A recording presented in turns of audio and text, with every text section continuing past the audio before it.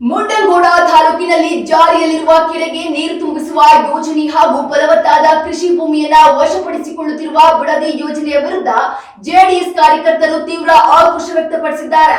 ಪಕ್ಷದ ಅಧ್ಯಕ್ಷ ಎಸ್ಎನ್ ಸಂಗೂರ ಮಠ ನೇತೃತ್ವದಲ್ಲಿ ತಹಶೀಲ್ದಾರ್ ಎಎಸ್ ಪ್ರಸಾದ್ ಅವರಿಗೆ ಮನವಿ ಸಲ್ಲಿಸಿದ ಕಾರ್ಯಕರ್ತರು ರೈತರ ಫಲವತ್ತಾದ ಭೂಮಿಯನ್ನ ರಿಯಲ್ ಎಸ್ಟೇಟ್ ದಂಧೆಗಾಗಿ ಬಲವಂತವಾಗಿ ವಶಪಡಿಸಿಕೊಳ್ಳಲಾಗುತ್ತಿದೆ ಎಂದು ಆರೋಪಿಸಿದ್ದಾರೆ. ರೈತರ ಹಿತಾಸಕ್ತಿಯ ಮುಖವಾಡ ಧರಿಸಿ ಅನ್ಯಾಯ ಮಾಡುತ್ತಿರುವ ಈ ಯೋಜನೆಯನ್ನ ಸರ್ಕಾರ ಕೂಡಲೇ ಕೈಬಿಡಬೇಕೆಂದು ಅವರು ಒತ್ತಾಯಿಸಿದ್ದಾರೆ. ಅಲ್ಲದೆ ಮಳೆಯ ಕೊರತೆ ಎದುರಾಗುವ ಸಾಧ್ಯತೆ ಇರುವ ಈ ಸಮಯದಲ್ಲಿ ಅಪೂರ್ಣವಾಗಿರುವ ಕೆರೆಗೆ ನೀರು ತುಂಬಿಸುವ ಯೋಜನೆಯನ್ನ ಚುರುಕುಗೊಳಿಸಿ ರೈತರಿಗೆ ಅನುಕೂಲ ಮಾಡಿಕೊಡುವಂತೆ ಜನಪ್ರತಿನಿಧಿಗಳು ಮತ್ತು ಅಧಿಕಾರಿಗಳನ್ನ ಆಗ್ರಹಿಸಿದ್ದಾರೆ.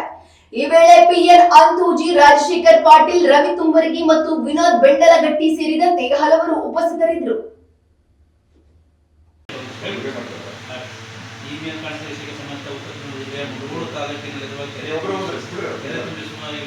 ಯಾವ ಹಂತದಲ್ಲಿದೆ ಎಂಬುದು ರೈತರಿಗೆ ತಿಳಿದಾಗಿದೆ. ಕೆರೆಗೆ ನೀರು ಬಂದರೆ ತಮ್ಮ ವ್ಯವಸಾಯಕ್ಕೆ ಬೇಕಾದಷ್ಟು ನೀರು ಮತ್ತು ಪ್ರಾಣಿ ಪಕ್ಷಿಗಳು ಕೂಡ ಕುಡಿಯಲು ಅನುಕೂಲವಾಗುತ್ತದೆ. ಆದರೆ ಈ ಯೋಜನೆ ಯಾವ ಹಂತದಲ್ಲಿದೆ ಎಂಬುದು ರೈತರು ಮತ್ತು ಸಾರ್ವಜನಿಕರು ಯೋಚಿಸುವಂತಾಗಿದೆ. ಈ ವರ್ಷ ಮಳೆ ಆಗದೇ ಇರುವುದರಿಂದ ನೀರಿನ ಸಮಸ್ಯೆ ಬಹಳಷ್ಟಾಗಿದೆ. ಒಂದು ವೇಳೆ ಕೆರೆ ತುಂಬಿಸುವ ಯೋಜನೆ ಅದನ್ನು ಪೂರ್ಣವಾಗಿದ್ದರೆ ಅದರ ನೀರು ರೈತರು ಬಳಸಿ ತಮ್ಮ ಬೆಳೆಯನ್ನು ಉಳಿಸ್ಕೊಳ್ತಿದ್ರು, ಪಕ್ಷಿ ಪ್ರಾಣಿಗಳು ಅನುಕೂಲವಾಗ್ತಿತ್ತು. ಈ ಯೋಜನೆ ಕೈಗೆತ್ತಿಕೊಂಡು ಭಾಳ ದಿವಸ ಆದರೂ ಯಾಕೆ ನಮ್ಮ ಕಾರ್ಯರತ ಆಗಿಲ್ಲ ಅನ್ನೋದು ನಮ್ಮ ಸಾರ್ವಜನಿಕರು ಮತ್ತು ರೈತರದು ಮತ್ತು ನಮ್ಮ ಪಕ್ಷದ ಒಂದು ಇದು ಆಗಿದೆ. ಇದು ರೈತರ ಪಾಲಿಗೆ ತುಂಬ ಕೇಳುಂಟು ಮಾಡುವಂತಾಗಿದೆ. ಕಾರಣ ಇದಕ್ಕೆ ಸ್ಥಳೀಯ ಶಾಸಕರು ಮತ್ತು ಸಂಬಂಧಪಟ್ಟ ಅಧಿಕಾರಿಗಳು ಈ ವಿಷಯ ಕಣ್ಣು ಮುಚ್ಚಿಕೊಳ್ಳಬೇಕಾಗಿದೆ. ಕಾರಣ ಈ ಯೋಜನೆ ಗಮನಿಸಿ ಕ್ರಮ ಕೈಗೊಳ್ಳಬೇಕೆಂದು ಸಾರ್ವಜನಿಕರು ಮತ್ತು ರೈತರ ಅಪೇಕ್ಷೆ ಆಗಿದೆ.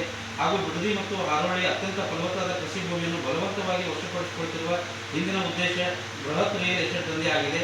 ಈ ಯೋಜನೆ ಮೇಲ್ನೋಟಕ್ಕೆ ರೈತರ ಹಿತಾಸಕ್ತಿ ಮುಖವಾಡ ಧರಿಸಿದ್ದು, ಇದರ ಹಿಂದಿನ ಉದ್ದೇಶ ರೈತರಿಗೆ ಅನ್ಯಾಯ ಮಾಡುವಂತಾಗಿದೆ. ಕಾರಣ ಈ ಯೋಜನೆ ಸರ್ಕಾರ ಕೈಬಿಟ್ಟು ರೈತರ ಪಾಲಿಗೆ ಅನುಕೂಲವಾಗುತ್ತೆಂದು ರೈತರ ಹೇಳಿಕೆಯಾಗಿದೆ.